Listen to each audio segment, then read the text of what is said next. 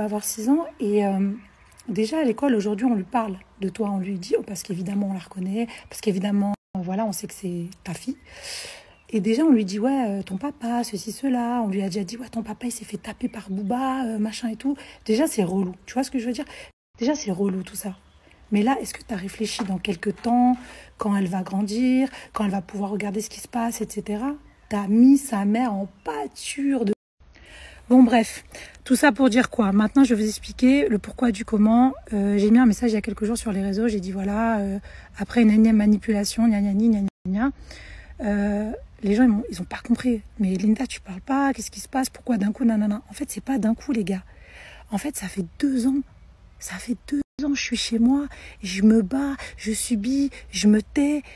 J'ai protégé quelqu'un en fait. J'ai protégé quelqu'un, j'ai protégé une carrière, j'ai protégé des familles, j'ai protégé... En fait, j'ai protégé tout le monde en fait, que ce soit lui, nos familles respectives, ma fille. J'ai eu une patience que personne n'aurait en fait. Bon, maintenant, je vais vous raconter mon histoire pour que vous puissiez comprendre. Je vais essayer de la faire courte. Voilà, en gros, Carrie, je le connais depuis 2002. On s'est mis ensemble en 2007 à peu près. Quand je l'ai connu, il était à la cité, chez sa mère. Donc, pas connu, pas d'argent, pas de travail, pas de rien, pas de voiture, rien du tout. Bref, je le précise pourquoi. C'est pas grave du tout. C'est pas, on s'en fout de tout ça. Mais parce que quand j'entends, ouais, t'es une michto de rappeur, t'as bien profité de son oseille, des trucs comme ça, moi, ça me fait délirer en fait. C'est pas grave. Je vis pas pour les gens, je m'en fous. Mais je le précise puisqu'aujourd'hui on me met en pâture dans les réseaux, donc j'explique les choses. Voilà, donc très vite je prends un appartement, je paye un loyer conséquent, donc il faut absolument que je travaille, et voire 2 travails parce qu'on est à la maison et je lui dis, et je l'assume, hein, c'est pas lui qui a choisi de forcément pas travailler, etc. Mais je lui dis voilà, je pense que tu as du talent. J'en suis convaincue, tu vas réussir, c'est sûr, etc. Mais c'est vrai qu'il fallait qu'il se consacre à la musique à 100%, sinon c'était difficile en fait de pouvoir réussir dans ce domaine en fait. Voilà, donc je commence à trimer. Il faut quand même que je vous explique, à ce moment-là, j'ai 25 ans. C'est-à-dire qu'à ce moment-là, je suis à un âge où les meufs, elles kiffent la vie, elles sortent, machin, et moi, je travaille la journée, je travaille le soir, je travaille le week-end. Donc, juste pour vous expliquer, en fait, donc je fais ça et je le regrette pas aujourd'hui, tu vois. Je l'ai fait à ce moment-là, je l'ai fait, et si c'était à refaire, je le ferais, c'est pas un souci. Donc, on procède comme ça, et puis passe comme... Voilà, vous l'avez peut-être entendu, 1 an, 2 ans, 3 ans, etc. Cette période, en réalité, elle dure de 2007 à 2014, plus ou moins, parce que en 2013, il y a Renoir qui sort, et là, il commence à gagner de l'argent, etc. Et je m'arrête de travailler mon dernier taf. J'ai regardé ma dernière fiche de paye, je crois qu'elle est en décembre de 2013 ou un truc comme ça, janvier 2014, je sais plus exactement, de mon dernier taf que j'ai fait, etc. Voilà, donc... 14 ans de vie, les 7 premières années. Bon, suite à ça, on prend un appartement, je tombe enceinte, un appartement qu'on prend en crédit à 2. Donc, déjà, tout ce que je vais vous dire, j'ai les papiers, j'ai les trucs, j'ai les nains, mais moi, j'aime pas couper le truc pour poster un truc. Je sais pas faire, c'est pas mon métier, je suis pas blogueuse, moi, je vous parle à cœur ouvert. Voilà, après, s'il faut, bah, je vous posterai des trucs, ça me saoule, mais je vais le faire, c'est pas grave. Voilà, donc on prend un appart à 2, crédit LCL. Vous voulez les détails, vous les aurez. Et ensuite, quand on se fait canarder, moi j'ai tout eu, hein, des menaces, des trucs, des mots. C'est pas grave. On part le Airbnb et on achète cette maison en vendant l'appart, ce qui nous permet d'avoir un autre crédit. J'ai montré les papiers à la personne de la maison qui ne vaut pas un demi-million d'euros, mais 360 000 euros, qui nous appartient à 50-50. Retenez bien ça parce que je vais vous dire un truc de ouf après. Voilà, donc j'ai mon enfant, je suis mère au foyer, je suis très heureuse de m'occuper de ma fille. Pour moi, la richesse, c'est d'avoir du temps pour elle. Donc, je ne souhaite pas travailler. J'arrête pas de changer de place. Ouais, donc voilà, ma richesse à ce moment-là, bah, c'est de me dire, voilà, je peux m'occuper de ma fille, je ne travaille plus, j'ai eu ma fille à 34 ans, je suis trop heureuse, je m'occupe d'elle. C'est un bonheur, c'est une chance, et je sais que c'est très dur quand on est maman, qu'on doit travailler, laisser ses enfants le matin tôt, les récupérer tard le soir, etc. Surtout que moi, bah, je l'ai eu tard, j'ai fait ce sacrifice pour lui, je le dis clairement. Aujourd'hui, il est totalement ingrat et pas du tout reconnaissant de tout ça, mais moi je le dis, ça a été un sacrifice, j'ai sacrifié ma jeunesse pour cette personne. Et c'est pas un truc de seum ou de ce que vous voulez, mais à un moment donné, putain, il y a des réalités quand même. Il y a des réalités, donc voilà, j'ai ma fille tard, je m'en occupe et je suis contente. Voilà, donc on mène notre vie comme ça.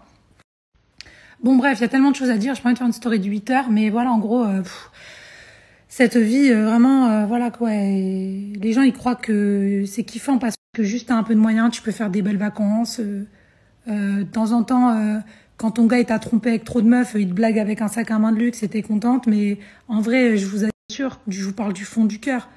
Mais cette vie, elle m'épanouissait, mais tellement pas. Mais le problème, c'est quoi? C'est que quand t'es avec ton mari, que tu l'aimes et que pour toi, t'as fait un, c'est ton pied, mon pied, quoi. Tu vois, c'est pas grave. T'as vu? Bah, je me disais, tant pis. Aujourd'hui, c'est comme ça. Demain, de toute façon, il va un peu vieillir et il y aura moins tout ça, etc. Mais non, en fait, pas du tout. Pas du tout. Et je vais vous expliquer maintenant ce qui s'est passé. Bon, maintenant, il y a trop de trucs de meufs, de tout ça. Puis j'ai pas envie d'afficher des meufs, peut-être elles se sont remariées. Enfin bref. En mai-juin, par là, il est parti en vacances à Saint-Tropez avec ses potes. Vous savez, quand il est parti et qu'il s'est fait défoncer sa bagnole, coursé par des mecs du Sud et tout ça. Bon bref, c'était ces vacances-là. Faut savoir que juste avant, encore un petit peu avant, il était déjà en vacances avec ses potes en Côte d'Ivoire. Mais bon, tranquille. Comme il va dire aux gens qu'il était prisonnier, qu'il n'avait pas de liberté. Bon, j'anticipe déjà. Parce que moi, on me sort des cartes Johnny Depp. Alors, il y a peut-être une carte, je sais pas, c'est le Uno, tu sais, il y a peut-être une carte, je sais pas. Donc, je préviens tout de suite. Ensuite, il est en vacances, etc. Moi, je commence à recevoir des messages anonymes. Comme d'habitude. C'est toujours, oh, on a vu ton gars avec telle meuf. Attention, nanani, nana. Toujours les mêmes histoires, ça démarre comme ça. C'est Internet, c'est de la merde, c'est pour ça. Donc, je lui envoie un message avec cette photo. Là, tout ce que je vous dis, je vais vous mettre les screens. Je suis obligée parce qu'il va dire que c'est faux, etc. Donc, je lui envoie un message et je lui dis, voilà, j'ai reçu des messages anonymes. C'est qui? Marion Pérez. Donc, on m'envoie, attention, ton mari, il est avec une escorte de Toulouse. Elle s'appelle comme ça, elle a fait ci, elle a fait ça. J'en reçois plein, j'en reçois pas qu'un. Je reçois la photo, je reçois l'Insta de la meuf. On me montre les stories de la meuf. Elle est sur des bateaux, sur la côte, en train de sauter dans l'eau avec sa sœur. Et lui, il est sur des bateaux. Les bateaux, on dirait les mêmes. Bref, donc, je suis à la maison. Je me dis, donc, toi, tu m'as dit, tu vas en vacances avec tes potes pour souffler un petit peu. Et en fin de compte, t'es avec tes copines, quoi. Mais tranquille. Et je lui envoie encore dans les messages. Peut-être que c'est des copines qui sont là pour tes potes, tu peux me le dire. Peut-être que si, peut-être que ça. Je lui pose toutes les questions calmement, gentiment, comme d'habitude, parce que c'est un nerveux et que voilà, je lui parle tranquillement. Le gars me dit, oh, j'ai jamais vu cette fille, je sais pas qui c'est. Vas-y, tu vois pas, c'est encore nos ennemis, mon ennemi, pour ne pas le nommer, l'homme de l'outre-Atlantique. L'homme de Miami, pour ne pas le nommer. Et vous savez quoi? Je vais l'appeler. Je vais l'appeler Voldemort, c'est mieux. Je vais l'appeler Vol 2. Vol 2, c'est Vol 2, son ennemi de toujours, de Miami, qui cherche à nuire, qui veut lui niquer sa vie, etc., etc. Bon, bref. Donc, Vol 2 a fait en sorte qu'on m'envoie des messages anonymes pour que mon couple soit chelou. Ok? Donc, vas-y, je te crois. Ok, je te dis, bon, bah, de toute façon, quand il n'y a pas de preuve, de toute façon, lui, il m'a toujours dit, en gros, tant que t'as pas, c'est pour ça que je ris aujourd'hui de ce qui est en train de se passer aujourd'hui. Quand je lui disais, t'étais avec cette go, là, oh, on m'a vu dans un lit avec la go. Il y a une vidéo où je suis dans un lit avec la go. Voilà. Bon, bref, je reçois plein de messages comme quoi c'est une meuf qui brise des mariages, qu'elle s'est fait soulever partout, FC, machin truc, Toulouse, je sais pas quoi. Que des trucs dégueulasses sur la meuf, genre, fais attention, elle si elle est sur lui, c'est qu'elle veut niquer ton mariage. Je me dis, c'est quoi ça? Bref, je cale l'affaire. Vraiment, je cale l'affaire, je me dis, je vais pas me rendre malade, encore une fois, les histoires de meufs, ça me saoule. Le gars rentre et on reprend notre vie. Maintenant, on est en juillet. 19 juillet, l'anniversaire de mon bébé d'amour. Donc, on fait l'anniversaire de mon bébé d'amour et tout se passe bien. Il y a sa famille, à ma famille. Il est rempli de je t'aime, vous êtes mes princesses, gna gna gna, tout ça. Et tout se passe très, très bien. Et pour moi, la vie suit son cours. Maintenant, quelques jours plus tard, le mec se lève un matin, il est chelou. Mais quand je vous dis chelou, c'est pas le chelou de le mec. Il est chelou. Et ça dure plusieurs jours. Il commence à me dire je vais pas bien, je sais pas ce que j'ai, nanani, nanana. Et un jour, et je vous jure, sur la tombe de mon père, que ce que je vous dis, aujourd'hui encore, je n'en reviens pas, il me dit, et on était là-bas dans le jardin au bout de cette piscine, il me dit, écoute, je sais pas ce que j'ai, Linda, j'ai des voix dans ma tête qui me disent, oui, il faut que j'abandonne ma famille, il faut que, je sais pas, je lutte contre ça depuis quelque temps, je vais pas bien, je sais pas ce que j'ai, nanani, nanana, et il commence à faire le genounet, en fait. Et moi, je le crois. Moi, je le crois. Parce que déjà qu'il est un peu bipolaire, je me dis, bon, il est dans une mauvaise phase, mais là, peut-être une très mauvaise phase. Et moi, j'essaie de l'aider. Je lui dis, mais qu'est-ce que t'as? Viens, on parle. J'ai toujours été là pour... Tout ce que je parle là, je vous envoie les messages après. Et je lui dis, dans les jours qui suivent, on se parle, donc même par message, et je lui dis, ça va aller, t'inquiète pas, si tu veux, on peut faire ci, si tu veux, on peut faire ça, nanana. Et il me dit, non, faut que je parte au bled, j'ai besoin de souffler, ça va. Donc le gars part au bled, et je ne savais même pas quand est-ce qu'il allait revenir, pour vous dire, en mode mutisme. C'est-à-dire, le mec, c'est un autre mec, quoi. Il sait pas ce qu'il a, il y a des voix dans sa tête, il va pas bien, etc., etc. Maintenant, il revient du bled. J'arrive, je le vois, il est là. Il est dans la maison. Je le vois, mais je ne l'ai pas vu. C'est-à-dire que moi, en fait, j'arrive après lui. Et je lui dis, bon, ça va mieux, t'as vu, franchement, ce que tu m'as fait, c'est dur, t'es parti, quasiment pas de son, pas d'image, tu peux pas faire ça, en fait, on est une famille, il faut que tu... Et là, je lui pose les vraies questions, tu vois, genre, bon, qu'est-ce que tu veux qu'on se sépare? T'as rencontré quelqu'un, tu veux... en fait, je lui fais plein de questions et de propositions pour essayer de comprendre son délire. Et en fait, il me répond non à tout. Je m'en bats les couilles des meufs, ça n'a rien à voir avec ça, j'en peux plus, je me sens pas bien, je sais pas ce que j'ai, nanani, nanana. Et il me dit, de toute façon, faut que je parte un peu de la maison parce que je comprends pas ce qui m'arrive. Peut-être je vais partir, je sais pas, nanana. Il me sort des trucs comme ça. Je lui dis, mais arrête tes conneries, tu vas partir de quoi? Et je dis quoi à Brooklyn, en fait? Et là, il me dit, écoute, je vais au studio, on en parle demain. Et il part au studio. Et je vais vous dire où j'étais à ce moment-là. J'étais là. 4 heures du matin, 5 heures du matin, 6 heures du matin, 7 heures du matin. Il n'y a pas de retour du studio. Vous voyez comment je vous parle à cœur ouvert, là, à des gens que je ne connais même pas parce qu'il a fait ça aujourd'hui. Mais c'est pas grave. Je monte là-haut dans ma chambre et j'ouvre mon dressing, je regarde, il a pris des affaires en scred, il les a mis dans la voiture. Il a pris ses affaires en scred, il les a mis dans la voiture et il m'a dit, je vais au studio, on en parle demain. Quel père de famille fait ça, franchement? Bon, c'est pas grave. Maintenant, il n'est pas là, je lui dis, pourquoi tu me fais ça? Il me dit, j'ai pris un Airbnb dans Paris, faut que je réfléchisse, nanana, il continue son délire. Et là, je commence à serrer et je lui dis, attends, mais tu joues à quoi? On est une famille, là. C'est pas tu te casses comme ça, t'as cru que c'était la fête ou quoi? Et là, je commence limite à m'énerver, tu vois. Mais qu'est-ce que tu veux faire? Qu'est-ce que tu veux faire? Le mec qui est dans son délire. Et cette période-là, elle va durer 6 mois. Pendant 6 mois, le gars me dit, je suis dans un Airbnb. Il me dit, ouais, je reviendrai pas, ça va pas, mon cœur est vide, mais je crois que je reviendrai pas, Linda, mais c'est pas grave, nanana. Et il m'a laissé crever ici. Et quand je vous dis, il m'a laissé crever ici, aujourd'hui, je rigole de ma connerie, parce que il y a peut-être des meufs qui sont passées par là, mais j'ai vécu une descente aux enfers, mais vous imaginez pas. Ma fille, elle était là, elle me dit, mon petit bébé, elle avait que 4 ans, elle comprenait pas, elle me disait, il est où papa, il est où papa? Enfin, c'est chaud, quoi, je sais pas si vous vous rendez compte, on peut pas faire ça à quelqu'un, en fait. Et je lui ai demandé, je lui ai dit, écoute, explique-moi, dis-moi les choses. Je lui disais, tu sais, on est une famille, ça s'arrête pas au mariage, on peut très bien être séparés et rester une famille unie et tout ça. Et il me dit, en fait, je comprenais pas. Et ça a duré. Et moi, je tombe en dépression, je fais une dépression de ouf, mais une dépression de ouf. Ça veut dire, ce gars-là, il m'a entraînée dans des... Je souhaite à personne, vraiment. Mais pourquoi? Parce qu'il a été lâche, en fait. Donc, maintenant, pendant les 6 mois, évidemment, il vient prendre sa fille quand il veut. Jamais eu aucun problème avec ça. Il vient prendre sa fille. Bon, il vient en mode, il me regarde pas, il prend la petite, il se barre. J'essaie de parler avec lui, vous connaissez au début. On essaye, il vient, je lui dis, bon, on parle et tout. Il met des stops tout le temps. Donc, il prend la petite, il fait sa vie avec elle et elle revient. Et ma fille, quand elle revient, elle a que 4 ans, donc elle a ses mots d'enfant. Elle me dit, maman, tu sais, chez papa, il y a une femme de ménage, mais c'est marrant parce que elle est là pour faire le ménage, mais elle se maquille comme toi, et puis elle a les cheveux comme toi, et puis je comprends pas, elle fait dodo avec papa, nanana, et elle commence à me dire des trucs chelous comme ça. Je lui pose les questions. Je lui dis, si t'as quelqu'un, par respect pour mon enfant, j'aimerais savoir si ma fille, elle côtoie une belle-mère, quoi. Déjà, je ne sais pas où il habite. Donc, quand j'envoie ma fille dans le Airbnb, là, je sais même pas où ils sont. Il me dit, t'es folle, elle raconte que de la merde, elle a 4 ans, tu vois pas des fois, je vous enverrai des messages où il m'a dit ça. Elle a 4 ans, elle parle toute seule, t'es une ouf, arrête de dire n'importe quoi, nanani, nanana. Donc il fait passer ma fille pour une ouf. Et je vous jure que ça, je l'ai encore là. Tranquille, c'est pas grave. Donc, petit à petit, que des dingueries. Des gens qui me disent, on t'a vu tout à l'heure dans la voiture avec ton mari, nanana.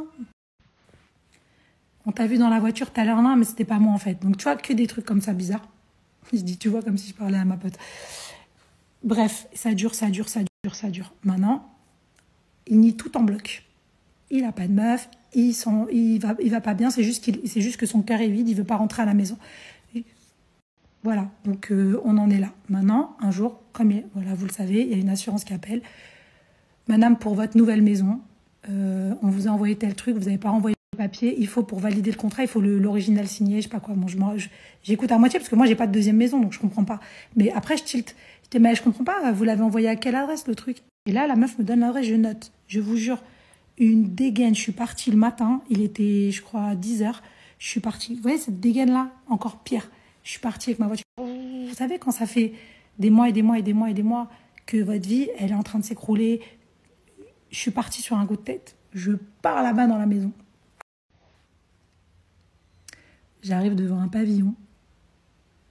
Et là, je suis en train d'halluciner. Je me dis, mais attends, le gars me dit, il est dans un Airbnb dans Paris. Je vois une maison en banlieue. Je commence à regarder. Et là, je vois une Fiat 500 dans l'allée. Et je commence à tilter des trucs. On m'avait parlé qu'il avait une meuf à qui il avait acheté une Fiat 500. Et il m'avait même dit, quoi? Moi, je suis tellement un crevard. Tu crois que je vais acheter une voiture à une chouin? Je m'en fous. Il n'y a pas de voiture, machin et tout ça. Bref, je rigole. Hein, aujourd'hui, ça me fait rire. Je saute la barrière. Vous voyez, on raconte nos vies. C'est marrant quand c'est les autres. Mais quand... Hein, là, c'est toi, tu vas écouter ta vie maintenant. Je saute la barrière. Je fais le tour de la maison. Et je vois une baie vitrée. Et là, je m'approche comme ça. Et je tape dans la baie vitrée. Qu'est-ce qui se passe? Et ils se retournent tous les deux. Et là, je vois qui? Marion Pérez. Et je reconnais la meuf. C'est la meuf des messages. C'est la meuf qu'on m'a envoyée des mois et des mois avant. Là, genre, fais attention, il y a une escorte de Toulouse. J'ai reçu que des messages de ouf. Que des messages anonymes dégueulasses, de ouf. Et là, je dis, non, c'est une blague. Je suis choquée, en fait. Mais quand je vous dis je suis choquée. Et le gars, je vous jure, c'est vrai, il ferme le volet sur moi. Et je me dis, en fait, il ferme le volet électrique parce qu'il va sortir, en fait. Et j'attends. Et le gars, il sort pas. Et ouais, cette scène, en fait, je vous la raconte, c'est un détail, le volet, le truc. Mais en fait, c'est représentatif de sa façon de faire, en fait. C'est-à-dire que assume, putain. Ça y est, je suis devant toi. Assume. Pourquoi tu fermes le volet, en fait? Je fais le tour de la maison. Je vois la Fiat de l'autre, là. Je casse les rétros. Genre, rien à foutre. Vous voyez, je vous dis les choses. Je m'en fous, en fait. Je casse les rétros. Tu vois, genre, t'as le seum. Je casse les rétros. Et là, le gars, il sort. Maintenant, à partir de là, ce qui s'est passé, je vais pas trop en parler. Je vais pas trop en parler sur les réseaux, etc. Il s'est passé des choses pas jolies. Pas joli, du tout. Au début, il y a une altercation devant la maison et après, il me dit, Linda, il y a les voisins, nanani, on va descendre dans le garage, c'est mieux. Parce que les voisins vont nous regarder si on nous filme et tout, nanana. Ce qui était un bon argument, effectivement, on est parti dans le garage. Je ne vais pas m'exprimer trop sur ça. J'en reparlerai. En tout cas, ça s'est mal passé. Donc, je pars. Dans l'état qui est le mien à ce moment-là. En ce qui concerne tout ce qui est de l'altercation, des blessures ou des pas blessures, ou de ceci ou de pas cela, je ne vais pas en parler là. Maintenant, je suis pas bien. Je viens de découvrir un truc de ouf. Je comprends qu'en fait, on m'a menti, on m'a manipulé. Bon, voilà, faut que j'encaisse, quoi. Donc, je décide de prendre ma fille et je pars une dizaine de jours aux Antilles. J'essaie de décompresser. Voilà, je suis dans un état, que ce soit physique ou mental, qui va pas du tout. Et là, je continue à recevoir des messages anonymes où on me dit, Linda, on sait ce qui s'est passé. Et là, je me dis, oh. On sait ce qui s'est passé, t'as sauté la barrière, il y a eu ce qu'il y a eu. Fais attention. elle est enceinte. Ils ont fait un halal, ils se sont mariés et ils veulent te prendre ta maison, ils veulent te démunir, etc. etc.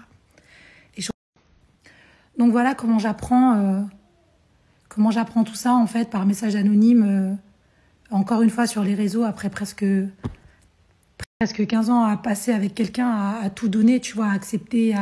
Je pense que j'ai été quand même, je sais pas, une bonne femme, quoi, tu vois. Je pense que j'ai quand même fait des choses pour lui, quoi, tu vois. Mais même au-delà de ça, à la limite, t'as le droit d'aimer quelqu'un d'autre. Ouais, on s'appartient pas pour la vie, t'as vu, il n'y a pas de problème. J'aurais pu, moi aussi, peut-être un jour, je sais pas, tu vois, aimer quelqu'un et partir. Bon, certainement pas de cette manière-là. Mais en tout cas, ce qui m'a profondément choquée, c'est que je me suis dit, mais gars, à quelle heure tu m'as respecté, en fait? À quelle heure tu m'as respecté? Ça veut dire, aujourd'hui, je vous parle, le gars ne m'a jamais répudié. Je rigole, c'est pour ceux qui comprennent pas, on est mariés religieusement, et il faut répudier sa femme quand tu pars. Tu la laisses pas comme ça, c'est mon droit qui me répudie. Bref, à ce moment-là, moi, je suis en contact avec un de ses grands frères. Et donc, je dis, voilà, regarde, tu vois, machin, c'est pas bien, on me dit ça et tout, j'apprends ça comme ça, c'est ignoble. Et on me dit, ouais, faut faire une assise, faut qu'on... Je dis, non, moi, je veux plus voir et tout, c'est mort, machin et tout. Et il force. Je fais une assise. Donc, le gars, je l'ai pas revu depuis boum, boum, tout ça, quoi. Donc, on se voit. Et je vous jure, quelle erreur. Donc, j'explique, il me dit, vas-y. Il me dit, explique ton histoire. J'explique le truc. Et là, le gars, il fait que parler de sa meuf. Parce que j'ai dit, ouais, je reçois des messages anonymes qui m'ont dit ça. Elle me dit, mais non, c'est pas elle. En fait, c'est parce qu'il y a une copine, elle s'est embrouillée avec une copine, et donc elle l'a trahi, donc elle t'a envoyé des messages. Les copines, ça trahit beaucoup. Qui t'envoient des messages, mais en fait, non, j'ai dit, mais en fait, je sais pas, je crois que t'as pas compris, en fait, je m'en bats les reins, en fait, de ta meuf, de ses copines et tout ça. Je suis en train de te dire, gars, pendant déjà